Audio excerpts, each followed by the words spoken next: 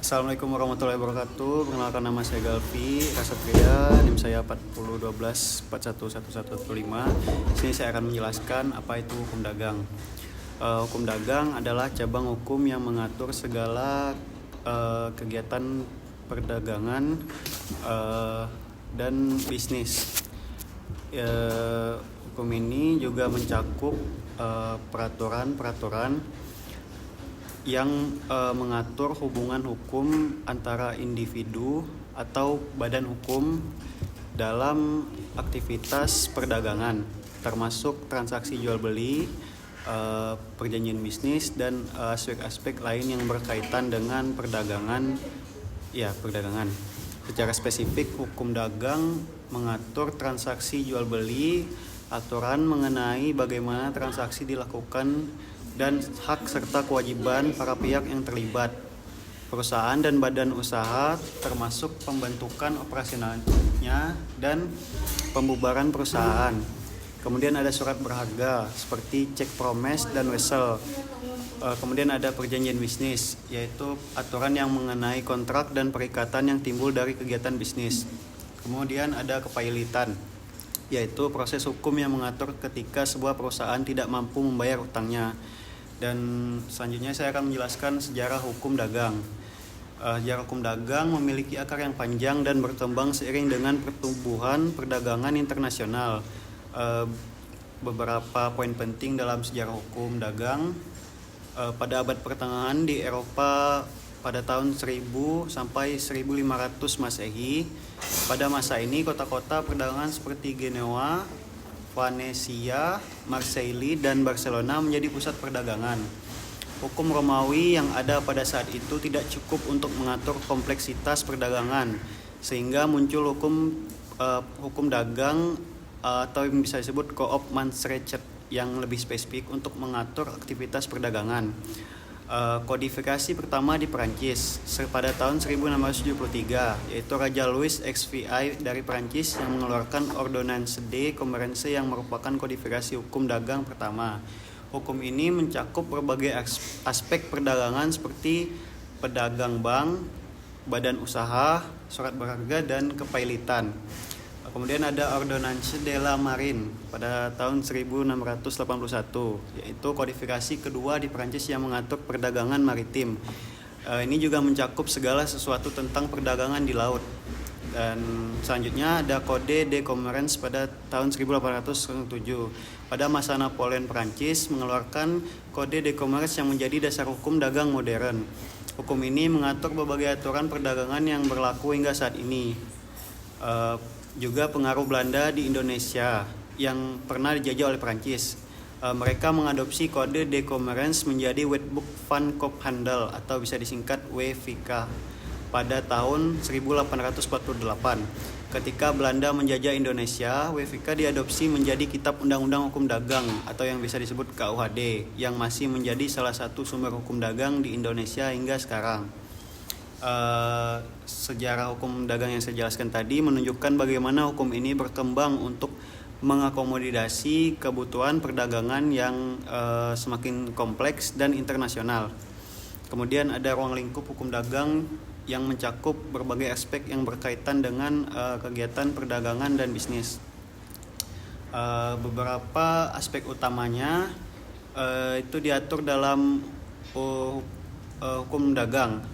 Ada transaksi jual beli yang mengatur perjanjian jual beli barang dan jasa, termasuk hak dan kewajiban para pihak yang terlibat, kontrak bisnis atau selain sebagainya. Kemudian ada bisnis yang seperti penyelesaian kontrak bisnis, bentuk-bentuk perusahaan yang mengatur pembentukan operasional dan pembubaran berbagai jenis badan usaha seperti perseroan terbatas atau PT, perseroan firma atau FA, perseroan komanditer atau CV, dan koperasi pasar modal, dan perusahaan go public juga termasuk.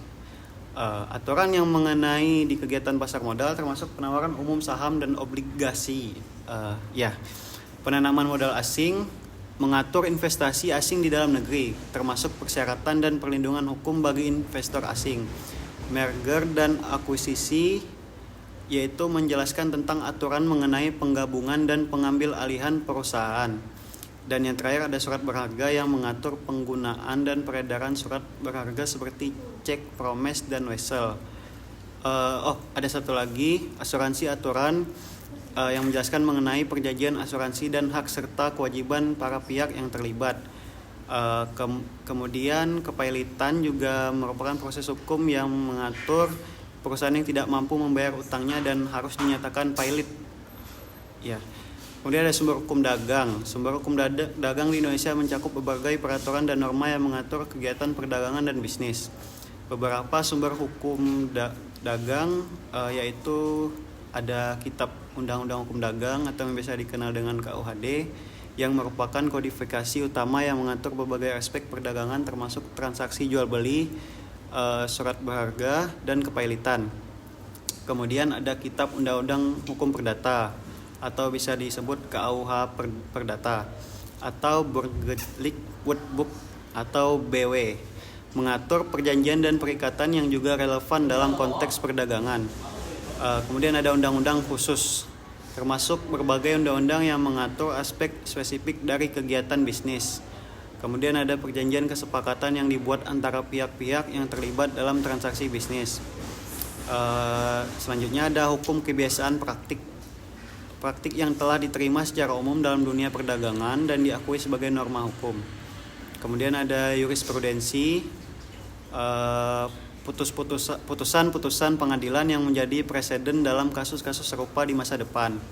Kemudian ada doktrin hukum, yaitu pendapat para ahli hukum yang diakui dan berpengaruh dalam bidang hukum dagang.